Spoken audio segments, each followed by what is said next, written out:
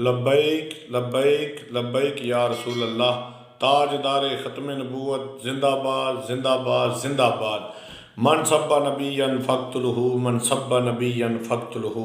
बंदा नजीज़ रफ़ाकत अली मुगल खादम तहरीक लब्बैक पाकिस्तान PP 138 साहब का टिकट होल्डर।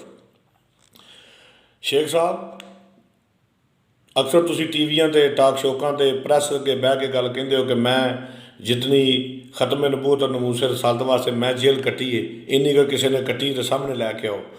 शेख साहब मैनू ये दसो कि केड़ी तुहाड़ी रियासत मदीना है तो केड़ी रियासत मदीना का तुसी नारा मारिया खान साहब भी तुसां भी ये किस नबी की अजमत वास्ते तुसां जेल कट्टी है? उस नबी की अजमत वास्ते जेल कट्टी जे कि जिस नबी के खाके बनाए गए, जिस नबी की बेअदबी की गई और उन्होंने बजाय फ्रांस नाल गल करते तुसीं साडे ही लोगों उत्ते शैल मारे।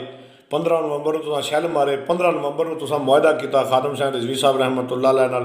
किबला अमीरुल मुजाहिदीन साडे पीरो मुर्शद साडे कायद नौजवानों के दिलों की धड़कन और तुहाड़ियां नींदां हराम करने वाले कायद ने कि जिन्हें इस कौम नूं इकबाल का दसिया कि इकबाल के शहीद का काम नहीं कि जनाब तब्दीली का नारा मारना, रोटी कपड़े का मकान नारा मारना तो वोट नूं इज्जत देने का नारा मारना। इकबाल के शहीद नहीं सन, इकबाल के शहीद है सन कि जिन्होंने बाबा जी ने यह सबक दसिया है कि इन्हें जाना इन्हें माना न रखा गैर से काम लिल्लाहिल हम्द मैं दुनिया से मुसलमान गया। तुसी खुद केड़ी रियासत मदीना है कि जिस रियासत मदीना ने 4 दफ़ा मुआहदा किया हो और मुआहदे की पासदारी करने की बजाय तुसी टाल मटोल तो काम लेंदे रहे। रमज़ान शरीफ के विच तुहाड़ी रियासत मदीना तुसी वजीर दाखिला हो, तुसी किस नबी की अजमत वास्ते इज्जत वास्ते जेल कट्टी?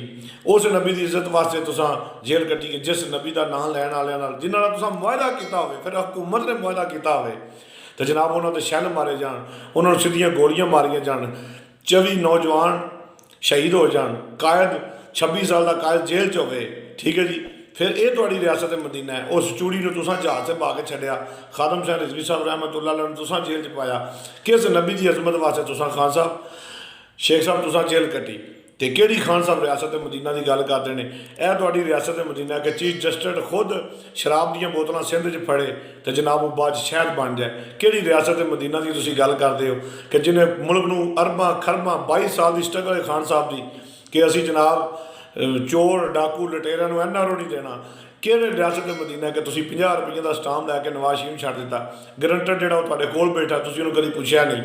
किहड़ी रियासत मदीना की गल करते हो कि जिन्हें 250 बंदा फैक्ट्री च साड़ दिता हो वो अज खान साहब तुहाडी हुकूमत का हिस्सा होण? किहड़ी रियासत मदीना की तुसीं गल करते हो कि जिन्होंने तुसीं कल चोर डाकू आंदे सी अज तुसीं पंजाब का स्पीकर बनाया? किहड़ी रियासत मदीना की गल करते हो? मझां वेच के गड्डियां वेच के तो रियासत मदीना खान साहब नहीं बनती। रियासत मदीना बनती है कि जो आप 400 कनाल के घर पर ना रहिए तो इंशाअल्लाह इस मुल्क च निज़ाम मुस्तफा आना है, हजूर का दीन तखत पर आना है। साडा एक ही कसूर है, असी किबला अमीरुल मुजाहिदीन के हाथ रख के बैत की सी कि इस मुल्क च निज़ाम मुस्तफा लिया है। इंशाअल्लाह साद हुसैन रिजवी साहब अज नहीं तो कल बाहर आ ही जाना है। खान साहब तुहाडी हुकूमत खत्म हो ही जानी है तो शेख रशीद ने वजीर दाखिला को नहीं रहना, नूरुल हक कादरी ने वजीर नहीं रहना तो जोड़े दरूशी पढ़ के अल हमद शरीफ पढ़ के असैम्बली च तकरीर शुरू कर देने उन्होंने भी को नहीं रहना। रह जाना ना तो सिर्फ हजूर का नाम रह जाना, अल्लाह का नाम रह जाना। इस वास्ते अपने गिरेबाना च झांको तो झांक के दसो कि किहड़े नबी के नाम की तुसीं रियासत मदीना बना रहे हो कि जिस नबी के नाम से इन्ना कुछ होया हो तो जनाब रोडों पर गोलियां मारिया जान, लोगों राह जाती लोगों की इज्जत लटींदियां होण तो यह तुहाडी रियासत मदीना है। इंशाअल्लाह साद हुसैन रिजवी साहब जेल चो या साद हुसैन रिजवी जेल चो बाहर होवे इंशाअल्लाह ताला अल्लाह के फजलो करम नाल जित हक सच की होनी है। चाहे शेख रशीद वजीर दाखिला हो तो चाहे ऐसर इकबाल वजीर दाखिला हो, इंशाअल्लाह हजूर का दीन तखत पर आना ही आना। लब्बैक लब्बैक लब्बैक या रसूल अल्लाह। ताजदार ख़त्म नबूवत जिंदाबाद जिंदाबाद।